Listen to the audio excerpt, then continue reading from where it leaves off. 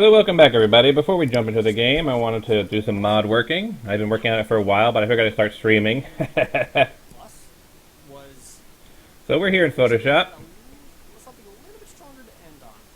I This got is one more Preston's demo long coat. to open it And up, what I'm trying to do is separate all this probably light not this color. particular demo because it's I'll do a actually repaired version, obviously I can recover over the but just patches. showing what But was first I want to separate out pretty this much the the light main color so I can recolor it. one they kind of already teased earlier in the conference was a little on the And I clunkier started side. working on that, as you can Even see thinking here. Kojima would have been a bombshell ending or Resident Evil 7 or whatever.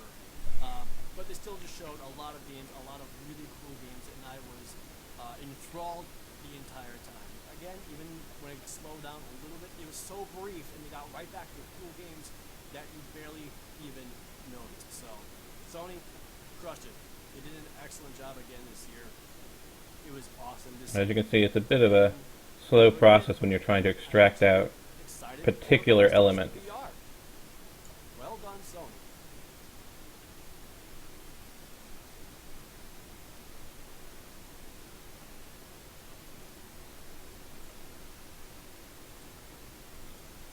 Is on a double ball pad.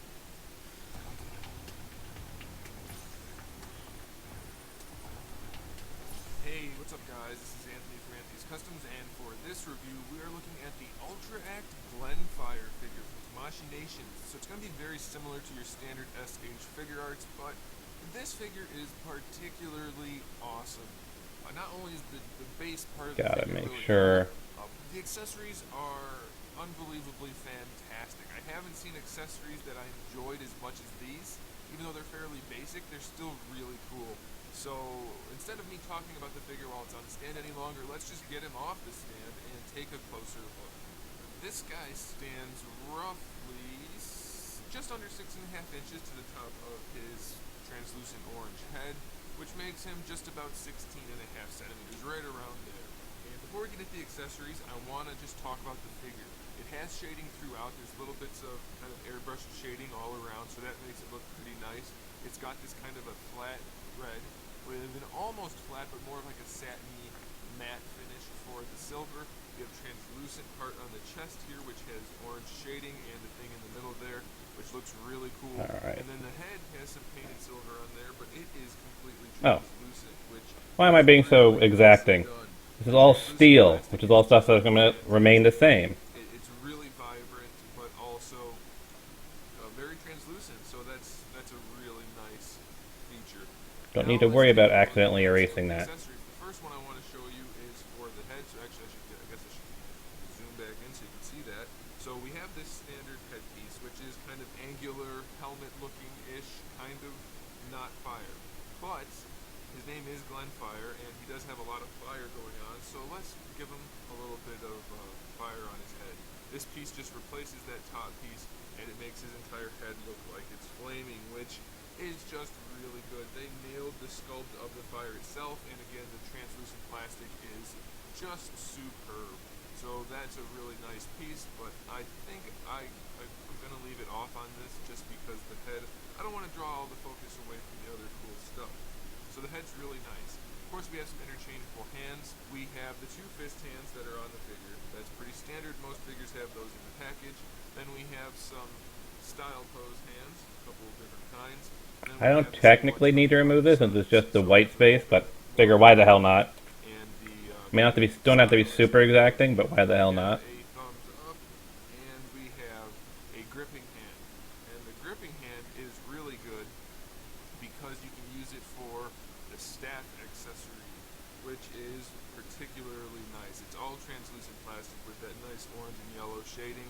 It does have a couple of spots on it for you to actually put the hand around it, so that is particularly nice. And then if that's not enough, we get a different staff accessory, which has the sweeping flame, which looks really, really good. So good. I love the flame effect on these. They did a great job sculpting that. So we have that. Then we have another hand, which is this one, made for holding the fire, which is really cool. And then we have one last hand, which is actually just fire that pegs on like an interchangeable hand. So that's a really nice one. The fire effects on this guy are just great.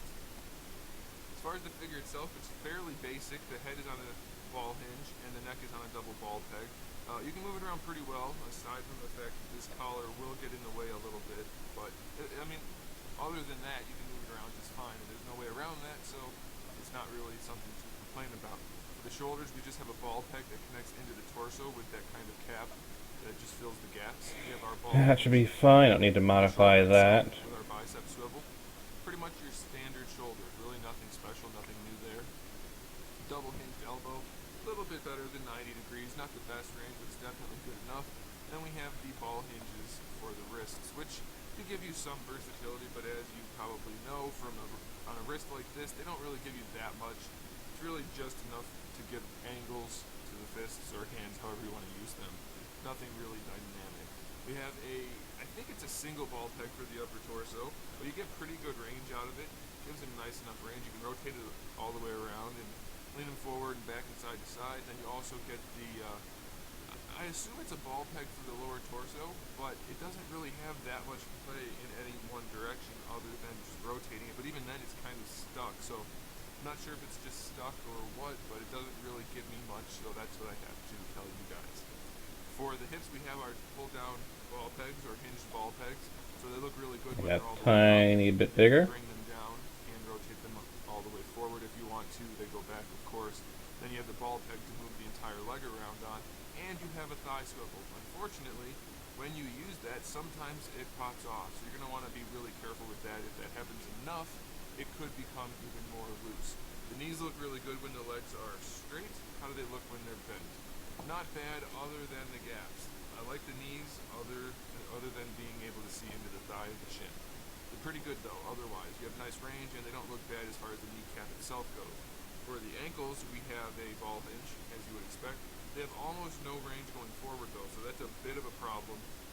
All the way back, you can rotate them around for an ankle rocker, but due to the sculpt of the lower leg, it really doesn't work that well.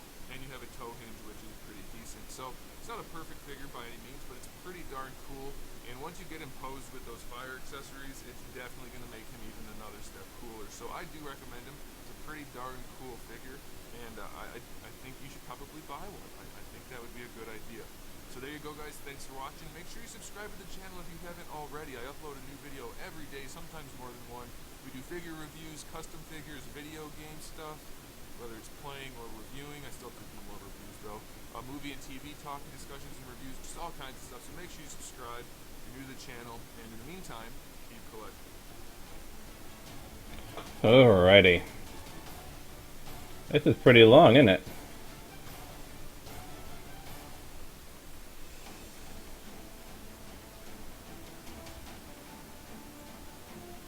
I can be a little bit wider here.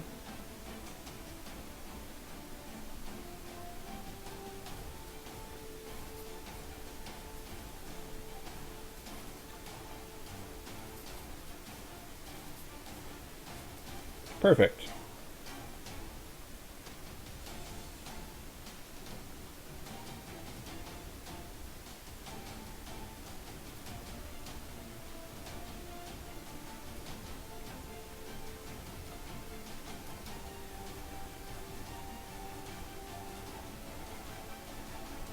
Whew. Let's get caught up on the other side now. Save.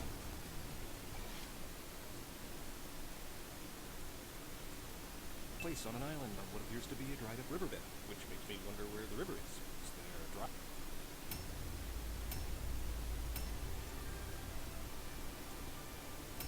No, that's not going to work well in that corner, is it? Disney uses the same logo intro they used for Toy Story, giving me a nostalgia boner for a much better movie. The movie takes place on an island on what appears to be a dried up riverbed, which makes me wonder where the river is. Is there a drought? If so, why is the surrounding foliage still so green?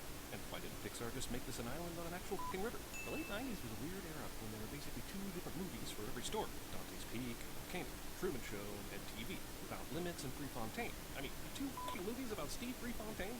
Well, here's a bug's life, not ants. Based on what I saw a few seconds ago, there's plenty of grain. But the climber ant could have avoided the berries altogether, and they are logistically much harder to carry. All in all, this seems like a dick move. Ants, of course, are an absolute nightmare. There's a reason this story takes place outdoors. If you set in a house, the viewer would definitely want all of them dead. Take that, baby Hayden Panettiere. Instead of just piling up the offering on the ground in front of the ants decide to precariously stack the grains onto a leaf held up by one large rock that's held up by 9 small rocks right next to a cliff. I'm lost! A real ant would not get lost in this situation. Ants use pheromones to make their paths, so this guy should just be able to walk around the sleeve to get back on track with no hesitation. Are those freckles? Liver spots? A weird infection? This is nothing compared to the twig of 93. Island ants somehow measure time by human scales and know a special time known as 1993. Also, are all the minor obstructions revered as natural disasters, even though they only take a few seconds to overcome? This is what makes this ant so much smarter than all the other ants carrying grain and berries and The ant colony seems to have some sort of educational inequality problem, but can in no way be tied to socioeconomics or racial inequality, because they are ants. She's got enough on her plate already. Training her daughter. Oh, yes, Princess Ada, the poor dear. Aggressive expositional emphasis. Guys, I can't count when you hover like that. The princess could have easily stood behind him without hovering at all. Ants and aphids actually do have a mutual relationship. And even though that is the likely accurate part of this movie, the ants should treat the aphids more like colleagues and less like pets. What did I tell you about trying to fly? Not until my wings broken. I'm impressed her wings were able to lift her off the ground at all. These ants are so iridescent, they look like drugstore eyeshadow. Flick's machine is powered by movie magic. This is my new idea for harvesting grain. Flick's invention bypassed thousands of years of harvesting innovation and jumped right to the Industrial Revolution. He's basically a witch. Telescope. A spherical drop would do with a telescope. If you don't believe me, just look through a clear marble. I'm beginning to think nothing I do works. No, your inventions all work. It's just that no one gives a shit. I need to see that. Flick doesn't say, hey Dot, can you grab a seed out of my machine's blade of grass? Okay, everyone, single file. Food to the offering stone. These ants didn't just do this to begin with. Instead, they resorted to chaos, ran around like a bunch of dumb humans. These ants have discovered the illuminating power of fluorescent mushrooms that definitely exist. The full contraption somehow has the strength to knock out a rock, weighted down by 2 heavier rocks. Since this was so easy to knock out, it's amazing that this poorly constructed pedestal stayed up as long as it did. There must be a wormhole in this puddle, because the grain seems to vanish as soon as it enters the puddle. I can see the bottom of the puddle, but I can't see any of the grain. Also, whose genius idea was it to put the offering stone next to a cliff? For the grasshoppers, but the ants' large gathering room isn't any deeper into the earth. One of those circle of life. A little Disney cross-promotion for you. The birds eat the grasshoppers. Hey, like the one that nearly ate you remember? Bumbling idiot bad guy lackeys saying things at inappropriate times that are expositional, ultimately helpful to the audience cliche. There's still a few months till the rains come. Yeah, there's still a few months until the rains come. The ants will still be able to collect more food for the grasshoppers, who will be dead by then because of their 2-month life cycle as an adult. Also, are they saying this happens every year? They are the oldest living grasshoppers ever. Be back at the end of the season when the last leaf falls. He'll just be sitting around for months, waiting for that last leaf to fall. It will be hard to verify, but it sounds great. I'm starting to think this movie is some kind of bizarre retelling of Aesop's The Ant and the Grasshopper fable. But the only thing the stories have in common is that they're all ants and grasshoppers. Nobody asked you, your royal shortness. Almost. Too comfortable sassing off. Almost. Violent revolution overthrowing the royal family is definitely on the way. Come on, come on. Nope. Yeah, but you're an ant, right? You have those wicked claws where you can climb up and down everything without a problem. But do you need a giant backpack anyway? The contents of your pack are literally all around you. This scene is brought to you by Cartoon Physics. Cartoon Physics, bending the lines of reality to conveniently serve the movie's plot. Bye! That's much greater mass than I'm accustomed to ants having. Your dad's right. He's gonna die. Yeah, but wasn't it your dad that said he was going to die? My dad doesn't think that. He doesn't, huh? Nah, he's betting you're gonna die. I have been in outhouses that didn't stink that bad. Don't flies like stinky things? The show really did stink. They should have enjoyed it. You always cast me as the broom, the pole, the stick. That's racist. You parasite. That's right. Oh, it's a flea? Fleas. Hey, cutie! Wanna pollinate with a real bug? This is one of those moments that I didn't realize I should be disgusted by until I became an adult. So, being a ladybug automatically makes me a girl. Is that it, flyboy? It's also amazing that the insect kingdom even uses the word ladybug. But hey, funny joke, Gil. Francis is so bothered with the other bugs thinking he looks like a girl, he could at least try and look a little less like Betty Boop. This movie is way ahead of the curve on minions. What if they were all... Seems like this is the only thing they actually have planned.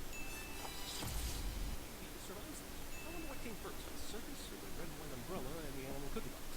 I guess it's technically still an Easter egg, even if they just tilt it up and show it to you. So beautiful! Movie pretends like bugs don't really die when they're set on fire or get electrocuted, so why Are we worried about Hopper again? Is anyone gonna help the Fireflies and DJ's bottle? They're clearly stuck. This poor bastard has to do this for hours, maybe even days, maybe his whole life. Who wanted the poo-poo platter?